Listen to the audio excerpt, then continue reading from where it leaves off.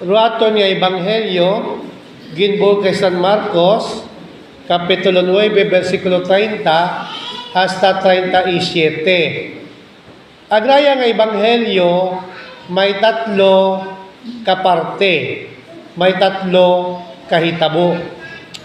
Una, ginhamba ni Jesus nga imaw hay may misyon sa kalibutan.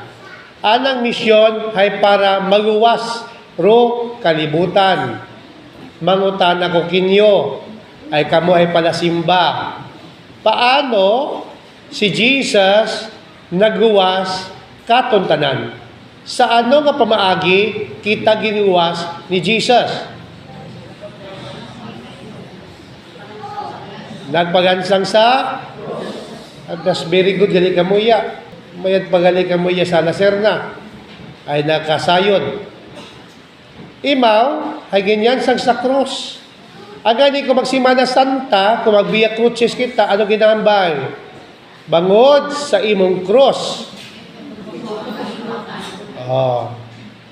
Hayro yun, una nga ginambay ni Jesus. Hayro, iyan sang ba sa krus, manami nga pamatian o bulok?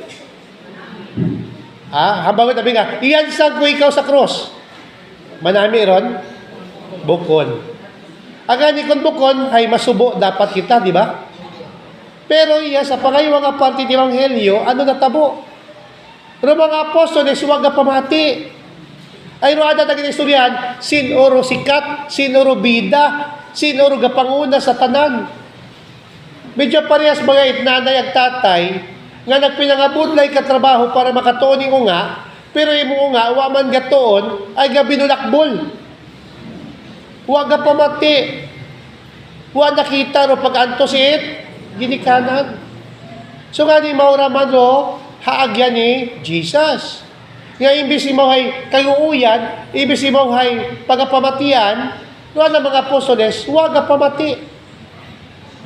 Ay bangod niya, ada na isipan na nga, sarili, ada nga, kaugalingon. Manguros ako ay basi ko na maakig. Kung magawig ganiro, sermon it, pari, abaw, habang ko tawo, ay mana, kagawig na si Father Charles. Ako nga di 45 minutos ba lang magmisa, ay mana katagod. Hay, napagutan na, mahaba o matagod, nagapamati ka ba nga? Pada padre, gapamati ako. Ano man na to? Ay bungaw ako. So nga niya, importante sa ginhambay ni Jesus, antigol kita mamati, rutawong hindi antigol mapamati, may bugay, bugangon, tikalon, paindis-indis. So, maurang ka kadamo sa simbahan, hindi ka maakig. Kung maakig ka mo, ay bye-bye. Paano ako? Aman. Hay kita nga Katoliko, kanya-kanya. Huwag kita gatagabangan. Ay bisan pa nga aton nga chapel yon, kanya-kanya man gihapon. Ay hindi naman ako magsuporta karon. Ay bukod amanat amiga ko o amigo ko ro opisyal. At kung magsulisit man yani, o magpaobra man yani, magreklamo. Saint naman na kwarta nga to ko last year. Saint naman na pundo ko last year. Maurod kita sa Katoliko. Ay doon yung ginahambay sa Ebanghelyo. Huwag na kita ginambay ni Jesus kaya magsinaot. Ginambay ni Jesus, may sakripisyo. Ang sa sakripisyo, may kaiwasan. Ruwag ang pamati sa pagsakripisyo, hindi sumunod ni Kristo, sumunod sa kaugalingon.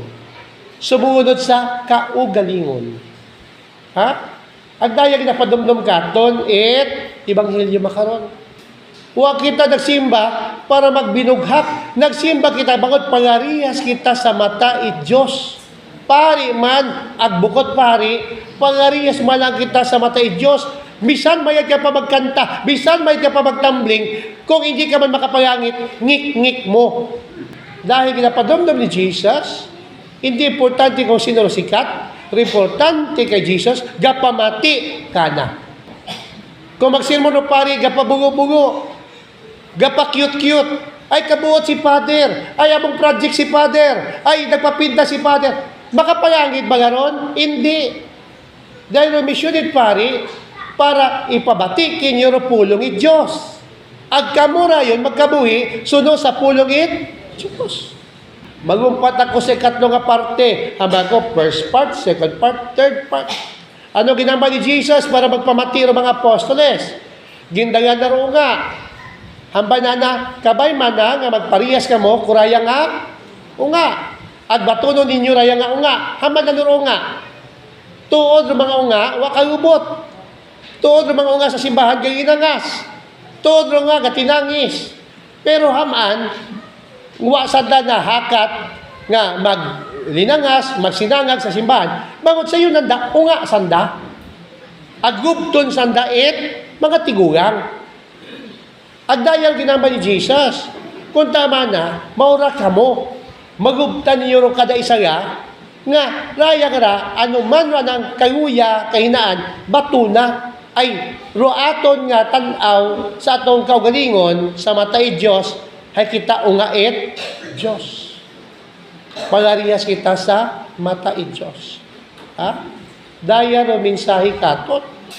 Nga batuno na tulo kay da isa ay kita tanan unga i Diyos. Kamo nga may mga unga. Pag nabdos nyo baga at pag unga, pagkita nyo pangoro nga, ginamba niyo, ay bukod at akon da, ibalik sa doktor. White maurot. Diba? Pag tanaw di mo sa unga, bisan pangoro ilong, bisan pangara ng ilong ay hindi mo mapuslan. Anong hambay mo? Akon da. Mana ka akon da. Mana kita man sa kasawa ra. Diba nga? Haman, bagudro nga, bisan watimoon, ay happy ro, ginikanan, ay palanggait, ginikanan. So kung daya gali, rahman ni Jesus, nga, bato na to naton kada isa nga bisan wat hinimuan nga tama o saya, importante, palangga naton sa ay unga sa dait, Diyos. O tapuson kang humiliya, ha? Di ka mamakig. O tapuson kang humiliya, nagtindog na kami dito, pa ako natapos. Kung kanay, doon na ka. Istorya pa nga niya ako. Excited ka. Kung si Padre Charles nga di, kadali ka mo. Okay? Kung matuod ka mong katoliko, nagapaubos ka mo. Mapainubuson ka mo. Hindi pasikat-sikat. Kung gapasikatan na iba ka mo sa simbahan, hindi palangit atong pamanaw. Pero kung kita nag-aadto sa simbahan, paano magpangamuyo? Gango ko. Haman, mapainubuson. What na it? Abe, may politiko ba yung nagdaog? Wagit politiko gadaog ka makara. Bugangon man na ron. Ha? Pero kung politiko ay dungog, mapainubuson. Ang maurong dapat kita sugod sa simbahan, gapaubos. Ginoo, tao man na ako, makasasaya ako, pero unga mo ako, pasudla ako sa langit. Amen?